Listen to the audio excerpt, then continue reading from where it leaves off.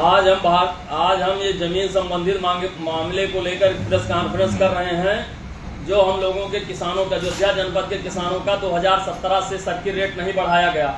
जमीन औने पौने दाम पर जिला प्रशासन द्वारा ली गई है। किसान परेशान है। यही आप चाहे देख लीजिए, जो श्री राम एयरपोर्ट बना है, किसानों की जो जमीन ली गई है बहुत कम दाम पर ली गई है। आज किसान परेशान हैं।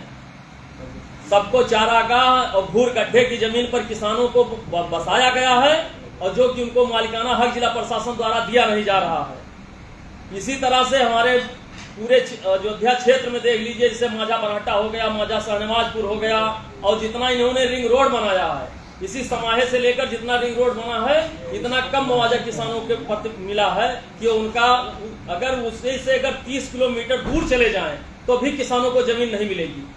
जहां 20 लाख 25 लाख रुपए बिस्सा किसानों की जमीन थी, वहां इन्होंने 1 लाख रुपए 50,000 रुपया देने का काम ये जिला प्रशासन ने किया है। तो इसीलिए राज्य सरकार के ऊपर रवैया किसानों का, उनको वोट की चोट से अपनी सरकार को इन्होंने बताया है किसानों ने कि हमारी अगर जमीन पर तुम वार करोगे तो हम ऐसे ही वार करेंगे। अगर हम लोगों को किसानों की अगर पूरी जमीन का वाजिब दाम अगर मिलता तो ऐसा देखने को न मिलता।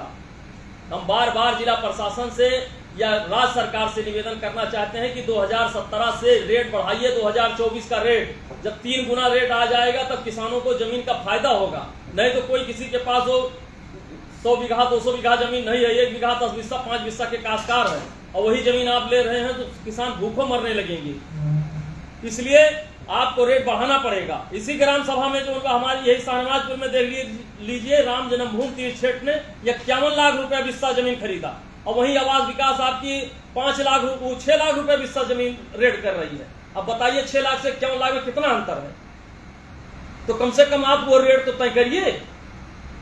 और किसानों का उत्पीड़न कर किसानों के ऊपर मुकदमा लाद कर जबरदस्ती जमीन आप लेना चाहते हैं। इसलिए हमारी मांग है कि किसानों का रेट, सर्किट रेट बढ़ाकर तब उनकी जमीन लिया जाए, और जो जमीन ली गई है उस पर कानून बनाया जाए, एरियर उनका बनाकर उनकी जमीन का पैसा जो बनता है किसानों को दिया जाए।